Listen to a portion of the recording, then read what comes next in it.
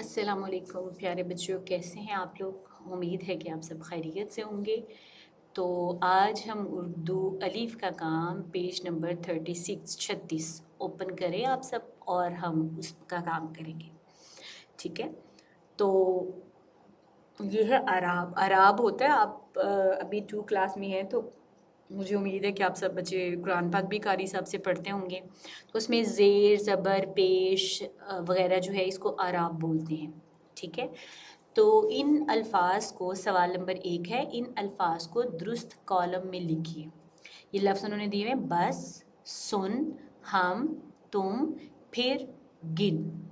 दोबारा मैं पढ़ती हूँ, बस, सुन, हम, तुम, फिर, गिन। आपको वैसे यहाँ पर लिखा हुआ उन्होंने ज़ेर ज़बर पेश लगाई हुई है, तो ज़ेर ज़बर पेश अगर लगाई हो तो आपको आसानी से पता चल जाता है कि ये ज़बर है, ये ज़ेर है, ये पेश है। लेकिन मे बी मैं कुछ ऐसा भी करूँ, कभी क्लास में प्रैक्टिस करवाऊँ कि मैं ज़ेर ज़बर पेश ना लगाऊँ, और आपको सिर्फ़ आवाज़ के साथ आपको गेस करना होगा कि ये ज़ेर वाला लफ्ज़ है या ज़बर वाला है या पेश वाला है। तो आपने उसका ध्यान रखना है, ठीक है। अच्छा जी, बस, बे ज़बर सीन बस, ये यहाँ पे पहले उन्होंने ज़ेर का खाना दिया हुआ है, ब्लॉक दिया हुआ है, फिर ज़बर का है, पेश का है।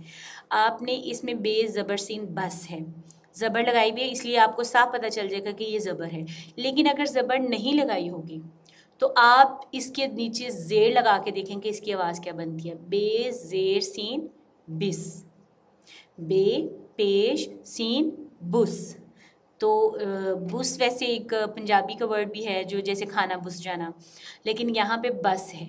तो जब आपने इसको देखना है कि इसको ज़ेर लगा के बस बन रहा है या ज़बर लगा के बन रहा है या पेश लगा के, तो फिर आपने उसको उस वाले खाने पे लिख देना है, ठीक है। सुन, सीन पेश नून सुन, ये आ गया। अब ज़रा आप इसमें ज़बर लगा के देखें, सीन ज़बर नून, सीन ज़बर नून सन।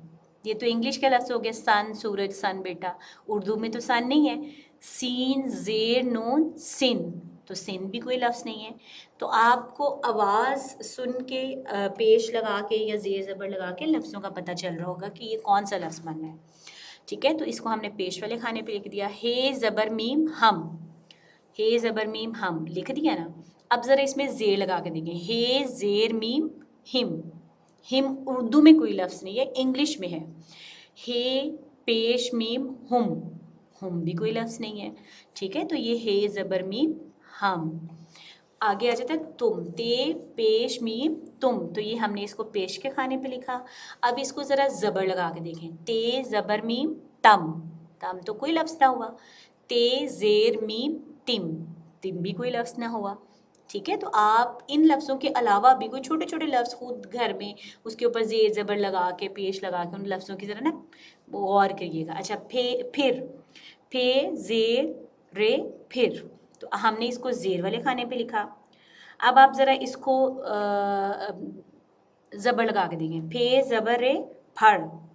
इसके बाद अगला आ जाता है फे पेश रे फुर, तो यहाँ पे तो फर है, तो समझ आ गई।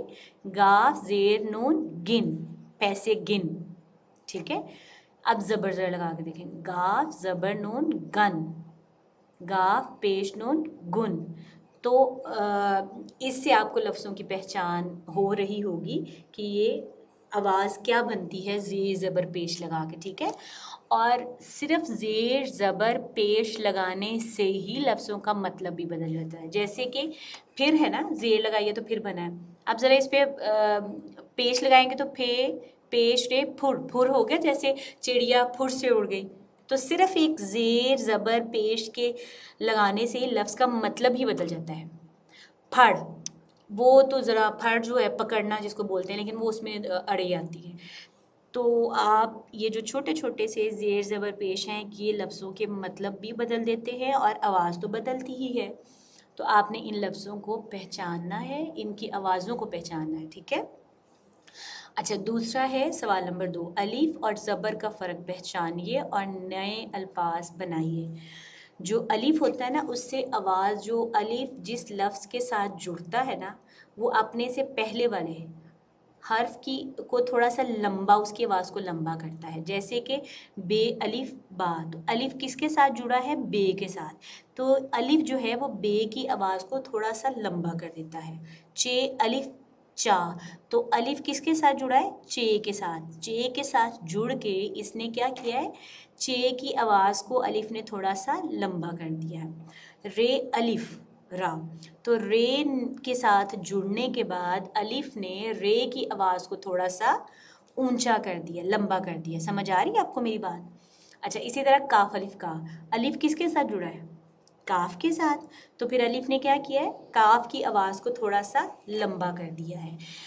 अलिफ जो है वो आवाज़ को थोड़ा सा बड़ा लंबा कर देता है, और ज़बर जो है वो उस अलिफ से थोड़ा कम आवाज़ को लंबा करता है। जैसे कि बे, अब इसको थोड़ा सा समझिएगा। बे की आवाज़ है ब, लेकिन जब उसको अलिफ के साथ मिलाएंगे तो बे अलिफ बा, ब बा, बे ज़बर बा। तो मतलब इनमें आपको आवाज़ के फ़र्क को थोड़ा सा पहचानना होगा। बे अलिफ बा लाम बाल, चे अलिफ चा, वैसे चे की आवाज़ है च, लेकिन अलिफ के साथ मिलाएंगे तो चा, थोड़ा चा, चे अलिफ चा, थोड़ी लंबी आवाज़ चे की होगी। चे अलिफ चा लाम चाल, रे अलिफ रा खे राख, वैसे आवाज़ है रे की रे, लेकिन जब इसके र, लेकिन जब अलिफ के साथ जुड़ता है तो रा रा, थोड़ी अलिफ ने रे की आवाज़ को थोड़ा लंबा कर दिया। काफ अलिफ का, वैसे काफ की आवाज़ है क, लेकिन अलिफ के साथ जब ये जुड़ेगा तो का, थोड़ी उसने अलिफ ने काफ की आवाज़ को थोड़ा लंबा कर दिया। काफ अलिफ काटे काट। अच्छा, अब आपने क्या करना है? ये जो बे अलिफ, अलिफ को ख़त्म कर देना। जितने भी हर्फ है ना ये जो लिखे में बाल चाल राख काट, इनमें अलिफ को ख़त्म कर देना। तो बाकी क्या बचा? बे अलिफ बा लाम बाल में से अलिफ को आपने ख़त्म कर दिया तो बे लाम बल बन गया। चे अलिफ चा लाम, चे को ख़त्म कर दिया तो बाकी क्या रह गया? चे और लाम, चे लाम चल बन गया। रे अलिफ राख है, राख में से अलिफ को ख़त्म कर दिया तो रेख है रख हो गया। काफ अलिफ काटे, काट में से अलिफ को आपने ख़त्म कर दिया तो क्या बना? काफटे कट। ठीक है, बाल बल चाल चल राख रख काट कट। और ये जो अलिफ को ख़त्म करके हम ज़बर लगाते हैं, इसी से अल्फाज के मतलब भी बदल जाते हैं। बाल, जैसे कि बाल क्या होते हैं? आपके सर पे जो बाल हैं, तो हमने इसमें अलिफ ख़त्म करके सिर्फ ज़बर लगाई है तो क्या बन गया? बल, जैसे रस्सी को बल देना। कहाँ बाल और कहाँ बल, फ़र्क हो गया ना। चाल चल राख, राख होता है जैसे कोई आपने कागज़ जलाया तो वो जल के वो राख बन गई। रख, किताबें रखना, कोई चीज़ कहीं रख देना।